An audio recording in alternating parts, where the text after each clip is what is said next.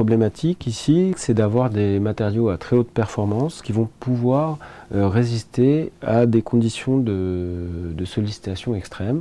Alors, si je trace en fonction du temps l'évolution des températures dans une pièce fortement sollicitée, on va avoir une phase qui correspond au roulage de l'avion, un décollage, on arrive à la température max, et puis pendant le vol de croisière, on va diminuer cette température jusqu'à avoir un petit ressaut au moment de l'atterrissage et revenir à la température ambiante quand on éteint le moteur.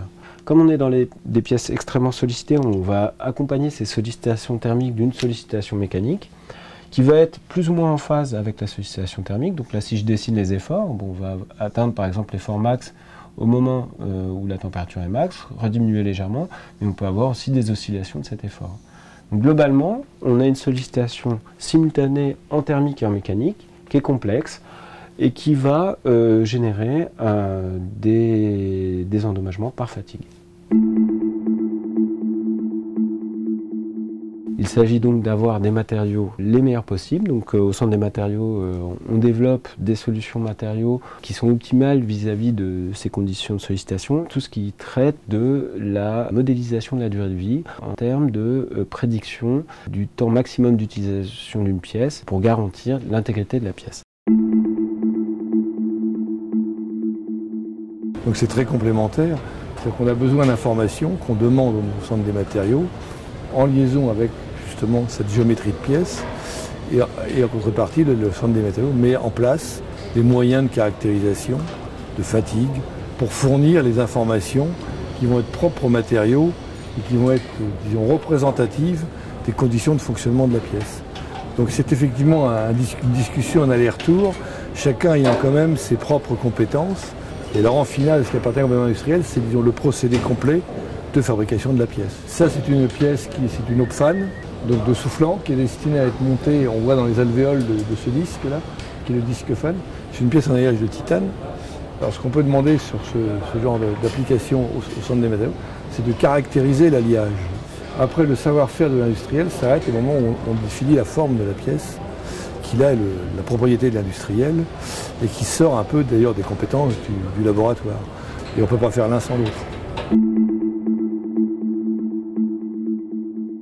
Donc ici, on s'intéresse à étudier l'effet de perçage dans des tôles dans un régime de sollicitation à haute température. Donc ce qu'on va suivre, c'est la fissuration en conditions multiaxiales. On a utilisé une tôle qu'on a percée de 3 trous ici, et on va la solliciter dans deux directions qui vont être perpendiculaires entre elles.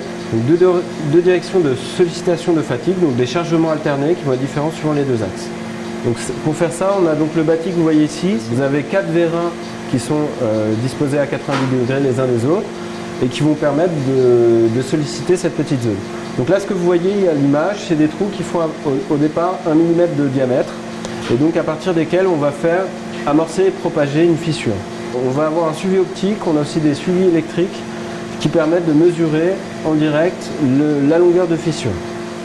Et ce qu'on cherche à comprendre ici, c'est comment les fissures vont se propager, puis bifurquer et interagir d'une part avec les trous et d'autre part avec les différentes fissures entre elles. Donc pour bien caractériser ce qu'on est en train de faire ici, donc on a un chauffage qui est un système de chauffage par induction situé à l'arrière de la machine, ce microscope optique à l'avant et on a également une caméra thermique qui nous permet de visionner en fait le champ thermique qui va solliciter notre pièce.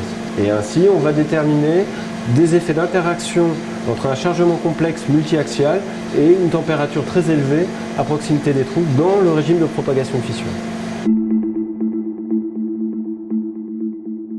On utilise aujourd'hui des matériaux qu'on utilisait déjà il y a 40 ans.